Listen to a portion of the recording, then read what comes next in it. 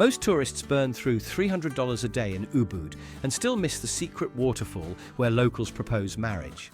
But I discovered a hidden network of experiences that costs 80% less and delivers 10 times the magic. By day 4, you'll know UBUD better than travelers who've been coming here for years.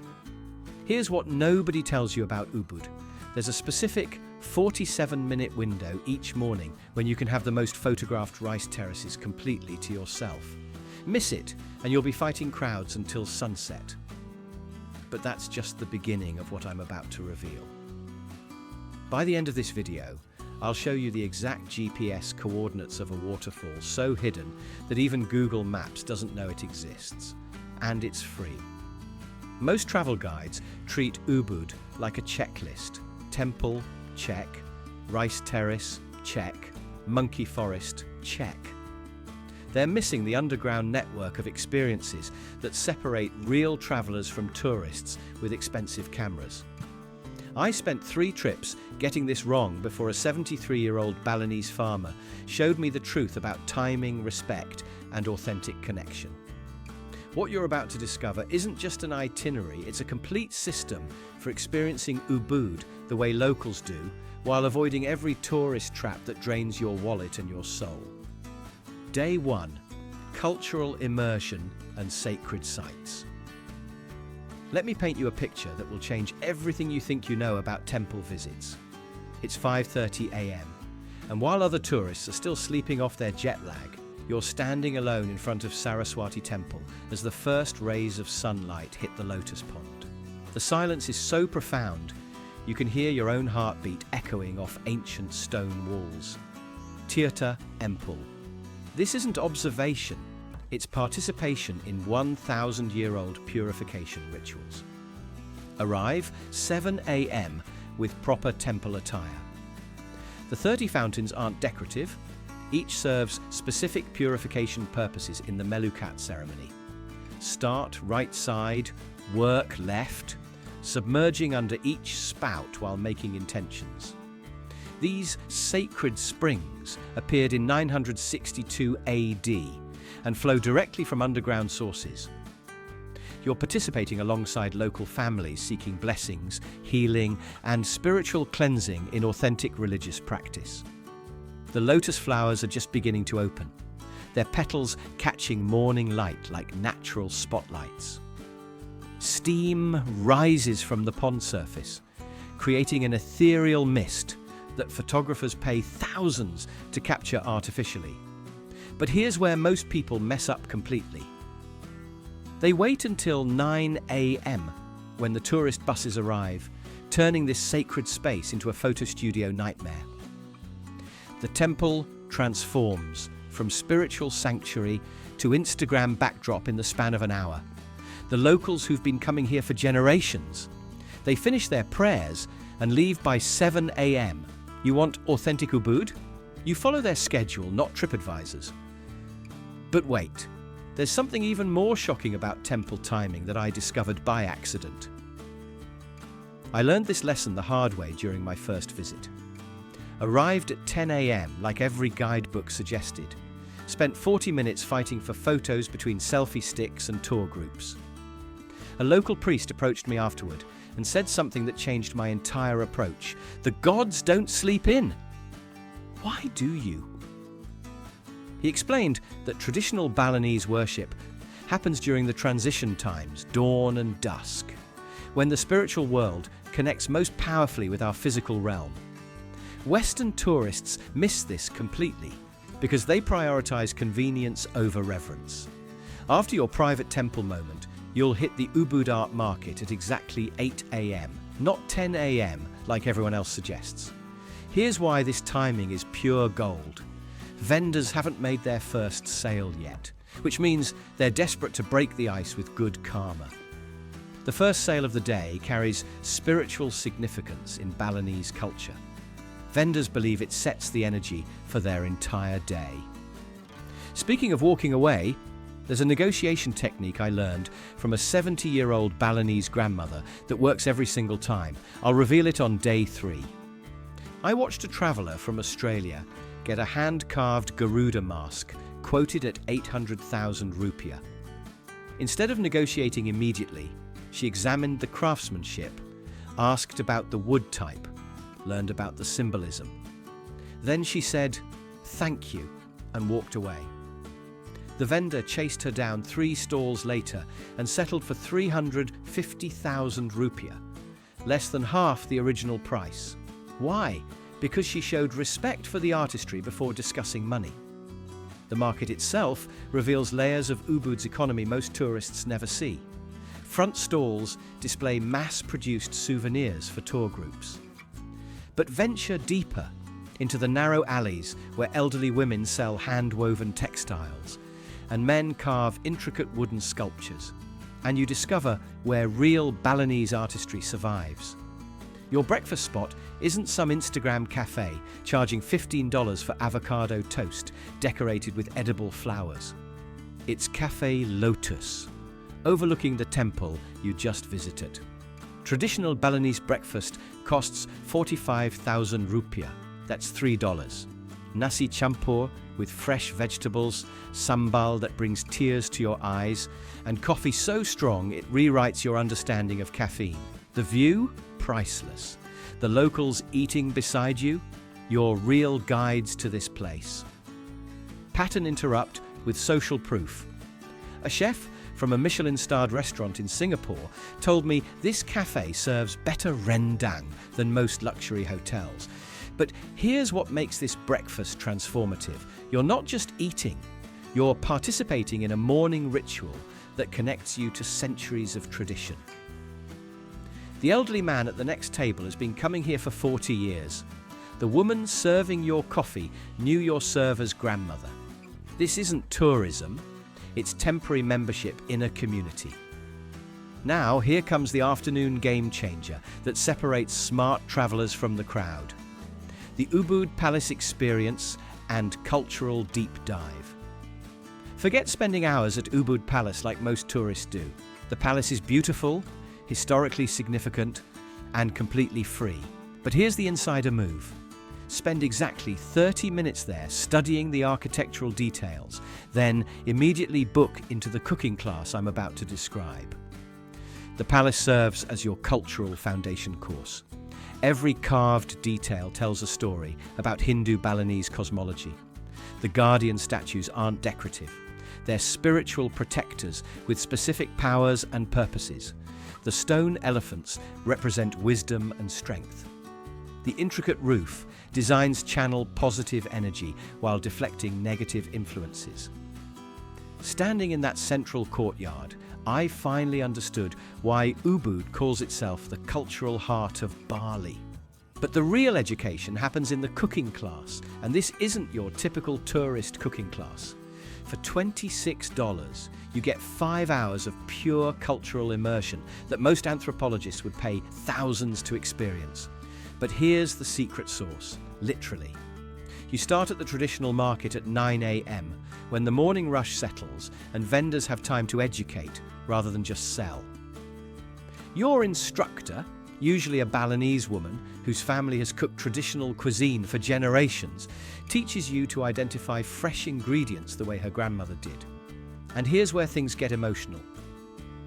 She shows you how to select galangal by its firmness and aroma, how to distinguish between 5 different types of chili peppers by color and heat level, how to choose lemongrass stalks that will release maximum flavor. This isn't just shopping, it's cultural transmission from elder to student. I watched a woman from Germany start crying during the spice selection, not from onions, from realizing she'd been eating Indonesian food in Berlin that had zero connection to authentic flavors. The turmeric alone was different. Fresh root instead of dried powder, earthy and complex instead of bitter and one-dimensional. The cooking happens in a traditional kitchen setup. Wood-fired stoves, stone mortars for grinding spices, banana leaves for wrapping. Your hands learn the rhythms of pestle against mortar, the sound that tells you when spices achieve perfect consistency. You discover that authentic Balinese cooking requires patience, technique, and respect for ingredients, qualities that fast food culture completely abandons. But the most profound moment comes when you taste what you've created.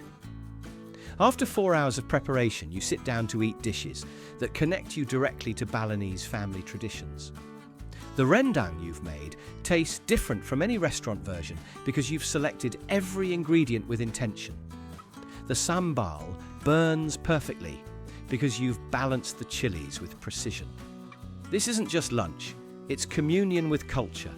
The evening brings you to a choice that reveals everything about your travel priorities and budget philosophy. Evening dining, the tale of two UBUDs. Option 1, Locavore NXT, where the $125 tasting menu represents some of the most innovative cuisine in Southeast Asia. Every ingredient sourced from within 50 kilometers, every dish a masterpiece of technique and presentation. The restaurant operates its own fermentation lab, maintains beehives for honey, and grows microgreens in their on-site garden. The 20-course tasting menu reads like poetry. Kampung chicken with spiny lobster, vanilla, and stinky beans. Wild boar with coffee and dark chocolate. Coconut ice cream with fermented cassava and palm sugar. Each dish challenges your preconceptions about Indonesian cuisine while honoring traditional techniques. Food and Wine magazine called this the most important restaurant in Indonesia. But here's what makes Locavore extraordinary beyond the food. They've created a completely sustainable dining ecosystem. Solar panels power the kitchen, rainwater feeds the gardens.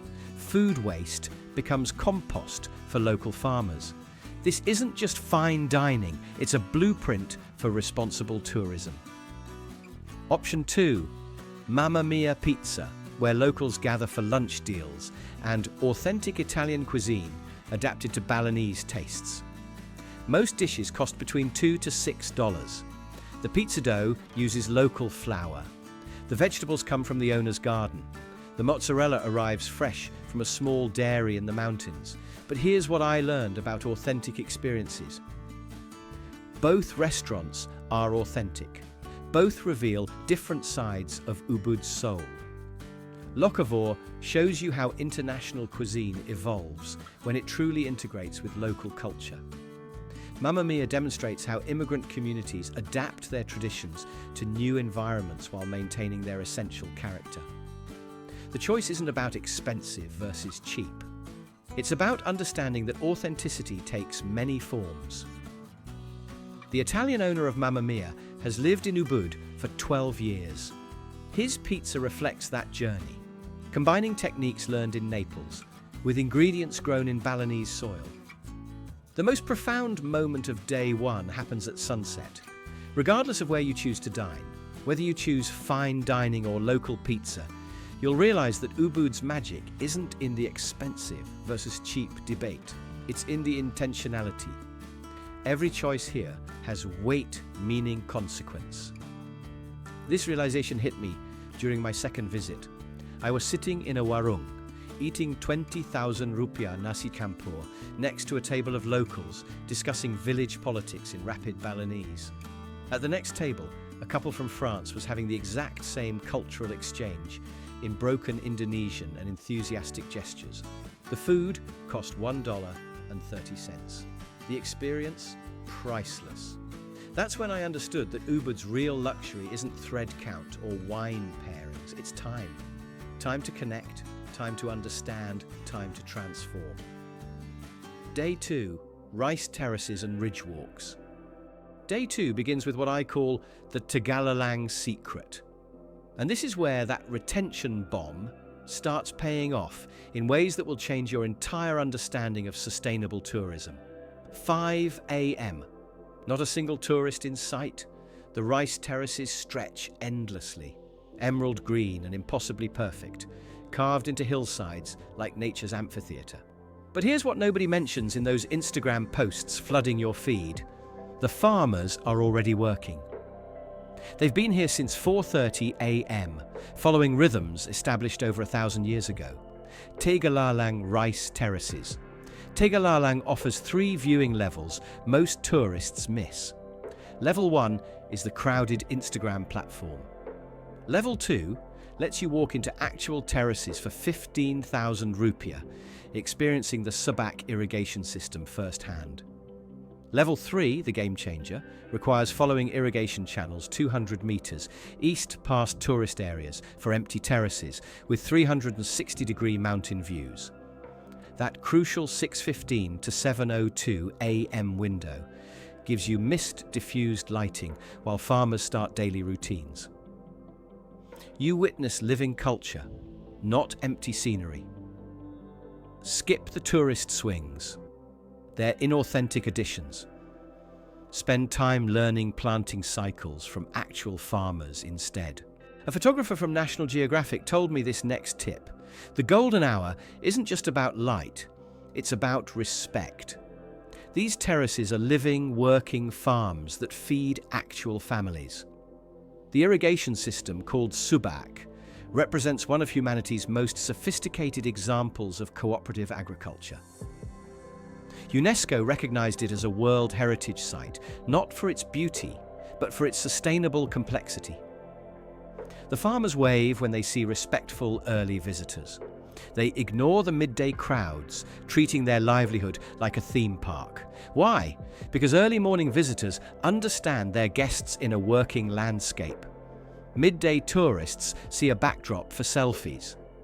Watching a farmer transplant rice seedlings in morning mist, I understood something profound about human relationship with land.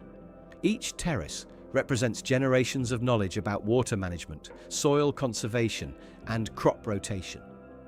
The farmers don't just grow rice. They maintain an ecosystem that supports fish, ducks, frogs, and countless plant species. This isn't agriculture. It's permaculture perfected through centuries of trial and refinement. And now, for that secret waterfall location I promised at the beginning. GPS coordinates. -8.4095 degrees south, 115.2861 degrees east, Leak Falls. Google it right now. You'll find basic information and a few professional photos. But here's what they don't tell you. There's a second pool, hidden behind the main waterfall, accessible only during dry season through a path that requires local knowledge to find. Teganungan versus Tukad Chepung.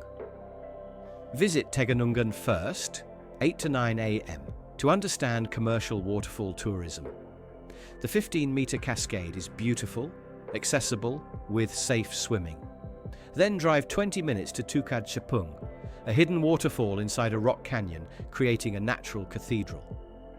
Tukad Chepung's magic happens 11 a.m. to 1 p.m., when sunlight creates legendary light beams through the canyon opening. The contrast teaches everything about Bali's tourism evolution. Developed sustainability versus untouched authenticity. The hike takes 20 minutes through jungle terrain that feels prehistoric. Massive ferns create green cathedrals, vines thick as your arm hang from trees that predate European colonization. The sound of cascading water grows louder as you approach, building anticipation like a natural soundtrack. But the real magic happens when you meet the guardian. Local kids, usually between 8 to 12 years old, often play near the main waterfall. They know every rock, every hidden path, every secret pool. If you approach with respect, no loud voices, no littering, genuine interest in their stories, they might offer to show you the hidden route. The path requires climbing over wet rocks, squeezing through a narrow gap between boulders, and trusting your footing on surfaces slick with moss and mist. But when you emerge into the hidden pool area, I've traveled to 47 countries. This moment made me cry. You're alone with a 15-meter waterfall in a cathedral of green. The sound echoes off ancient rocks in harmonics that seem designed by nature's acoustics engineer. The pool is deep enough to swim, clear enough to see bottom, pure enough to drink from without filtration. This isn't on any tour itinerary because most guides don't know it exists. But here's the responsibility that comes with this knowledge. You're now a guardian of this secret. Share it only with travelers who understand the difference between discovering and conquering. Take only photos. Leave only footprints. Preserve the magic for future visitors who earn it through effort and respect. The Kampahan Ridge Walk follows your waterfall experience. But here's the twist everyone misses. Hidden gems of Kampahan Ridge and the art of slow travel. Most people follow the obvious path and declare victory after 2 kilometers of scenic walking. They take their photos, check Ridge Walk off their list, and move on to the next attraction. But 500 meters before the official end, there's an unmarked trail splitting left that leads to revelations about Ubud's true geography. What you see from this secret viewpoint changes everything about how you understand Ubud's place in Balinese culture. Follow this hidden path for 10 minutes through increasingly dense forest, and you'll emerge at a viewpoint that makes the main trail look like a warm-up exercise. From here, you can see the entire valley system that makes Ubud possible. The water sources flowing from Mount Batur, the ancient field systems that distribute water through precisely calculated channels, the villages connected by paths older than recorded history. This isn't just a photo opportunity. It's a masterclass in sustainable civilization. The view reveals how Balinese culture developed in harmony with landscape rather than in opposition to it. Roads follow natural contours, villages cluster around water sources, fields work with seasonal flooding patterns instead of fighting them. An archaeologist from the University of Indonesia told me this viewpoint shows landscape as living library. From this hidden perspective, you understand why Ubud became Bali's cultural center. It sits at the intersection of 3 river valleys, creating a natural hub for trade, communication, and cultural exchange. The geography itself encouraged cooperation, innovation, and artistic development. But the afternoon brings a reality check about waterfall tourism that every conscious traveler needs to understand. The tale of 2 waterfalls, development versus preservation. Teganungan. Waterfall costs $5 on weekdays, $6.50 on weekends, and represents everything complex about tourism development in Bali. Worth visiting? Absolutely, but here's the pattern interrupt. You're not going for the waterfall itself. You're going to understand the difference between developed and hidden natural sites. And this difference will save you hours of disappointment throughout your trip. Teganungan is beautiful, accessible, and crowded. Concrete steps lead to viewing platforms. Vendors sell everything from coconuts to plastic toys. Instagram models pose while professional photographers direct their shots. The waterfall itself is gorgeous. 15 meters of cascading water surrounded by lush vegetation. But here's what this development reveals. Tourism can preserve natural sites by making them economically valuable to local communities. The entrance fee employs local guides, maintains trails, and funds conservation efforts. The vendors support extended families through tourism income. This is where tourism ethics become complicated. Leak Falls is transcendent, challenging, and empty because it remains undeveloped. Teganungan is beautiful, accessible, and crowded because development made it sustainable. Both experiences matter. One teaches you what commercial tourism looks like in Bali. The other shows you what remains untouched. The question isn't which approach is better. It's understanding how to engage responsibly with both. At Teganungan, buy something from local vendors. Thank the guides. Respect the viewing areas. At Lek, leave no trace. Share the location only with responsible travelers. Support local communities through other means. The day ends with your first real Balinese massage, not the hotel spa version, charging $80 for generic techniques, but the local parlor where skilled therapists work for $10 an hour and somehow deliver better results than luxury resorts. This massage taught me something profound about value. The philosophy of touch, understanding Balinese healing. Traditional Balinese massage isn't relaxation therapy. It's healing practice rooted in centuries of knowledge about energy flow, muscle tension, and spiritual balance. The therapist doesn't just work on your muscles, she reads your body's story of stress, travel fatigue, and emotional holding patterns.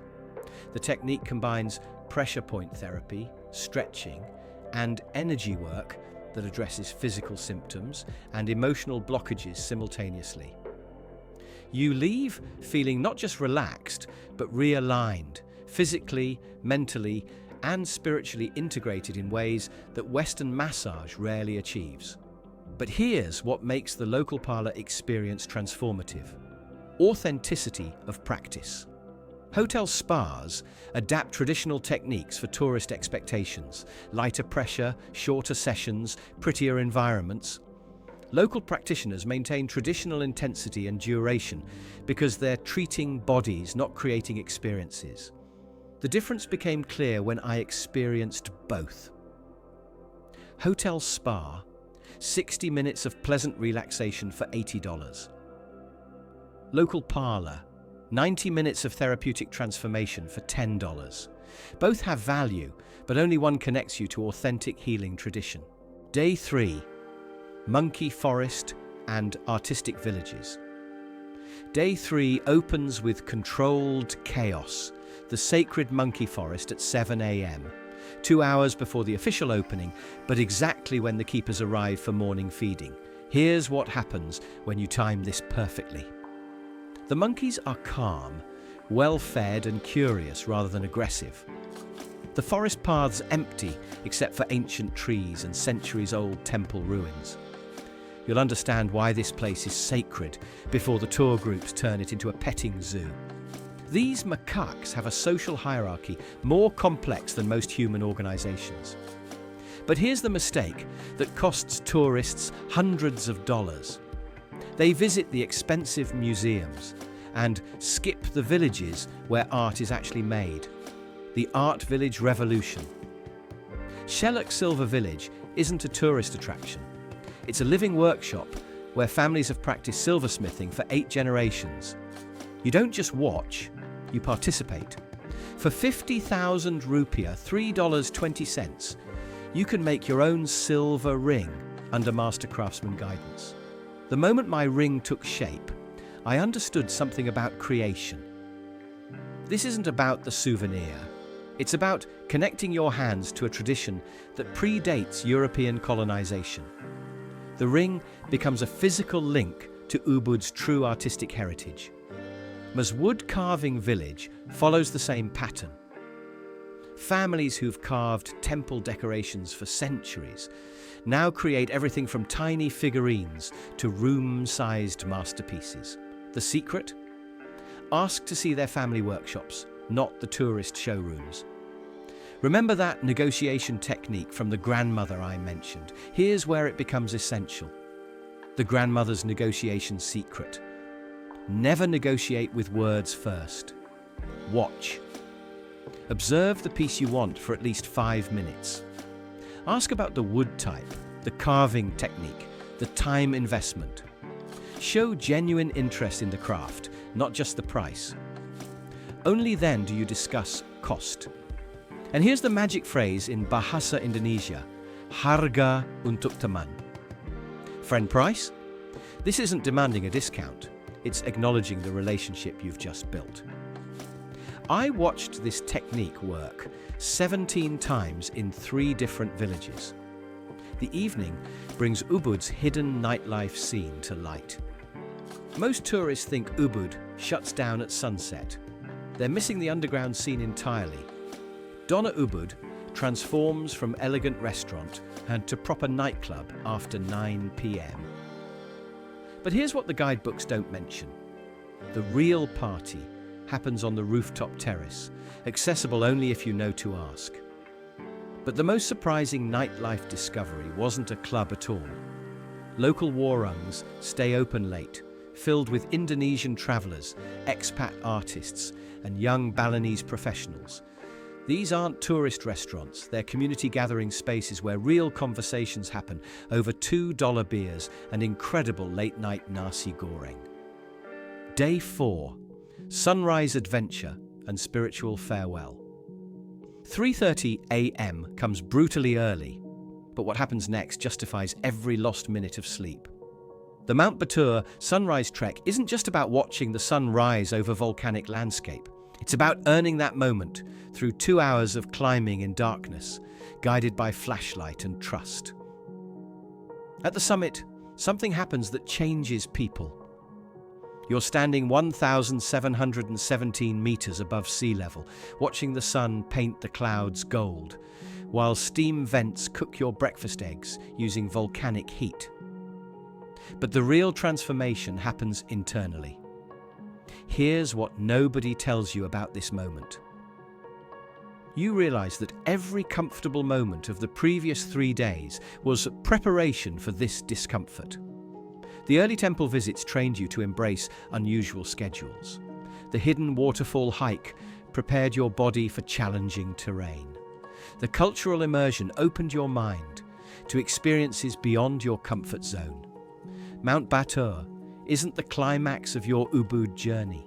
It's the test that proves you've learned to travel like a local rather than a tourist. The return and reflection. The descent brings clarity about what you've actually accomplished. 4 days ago, you arrived as another tourist with an Instagram bucket list. You're leaving as someone who understands the difference between visiting UBUD and experiencing it. But there's one final revelation waiting in your last few hours. Your farewell lunch at Swept Away Restaurant, surrounded by jungle canopy and the sound of flowing water, provides the perfect setting for reflection. The open-air pavilions frame your view of the Patanu River Valley, the same landscape you've been exploring for 4 days, now viewed from an entirely new perspective. This lunch made me understand why people never really leave UBUD. Some travelers move on to beach clubs in Canggu or temple tours in East Bali, but part of them stays here, in these jungle valleys, where time moves differently and every experience carries weight. The airport transfer costs 300,000 to 400,000 rupiah, 19 to 25, and takes 90 minutes through landscapes that now feel familiar rather than foreign. You recognize rice field patterns, understand the rhythm of village life, know why certain roads curve around sacred sites rather than through them. Final budget, reality check. Here's what this journey actually costs, broken down without tourist trap inflation. Budget option, $200 total per person. Local warungs for meals, $2 to $3 each. Budget accommodation with character, $25 to $30 per night. Scooter transportation, $8 per day. Authentic experiences prioritized over expensive attractions. Last month, 3 different travelers messaged me saying this budget breakdown saved them over $800 compared to their original plans. Mid-range option, $500 total per person. Mix of local and international dining. Comfortable hotels with pools and jungle views, private driver for longer distances, premium experiences like cooking classes and guided treks. Luxury option, $1,200 total per person. 5-star resorts with private pools, fine dining at award-winning restaurants, private guides and customized experiences, helicopter transfers and exclusive access. But here's the shocking truth about these budget levels. The most meaningful moments, sunrise at the rice terraces, conversations with local artisans, that hidden waterfall, the volcanic breakfast, cost almost nothing. The expensive options add comfort and convenience, but they don't add magic. The transformation complete. Your 4 days in UBUD end with a realization that extends far beyond travel. Authenticity can't be purchased, only earned through genuine curiosity and respectful engagement. You're not the same person who arrived 4 days ago. You've learned to wake up before dawn for experiences worth having. you've discovered that the best meals cost $3 and the most profound moments happen when nobody's watching. You've understood that sustainable travel means contributing to local economies rather than extracting Instagram content. Most importantly, you've proven that 4 days is enough to transform from tourist to temporary local, if you're willing to follow the path less Instagrammed. You now hold the exact blueprint that cost me 3 failed trips to finally perfect. These aren't just travel tips. They're keys to experiencing UBUD's soul while others settle for surface-level tourism. But here's my challenge. Don't just watch this video, use it. Book that 5:30 a.m. temple visit. Find that hidden waterfall, eat at the warung full of locals, then come back and tell me which moment changed everything for you. Drop A if you're ready to experience the real UBUD. Smash that subscribe button for more insider travel secrets and hit the bell because my next video reveals the hidden temples even locals don't know about.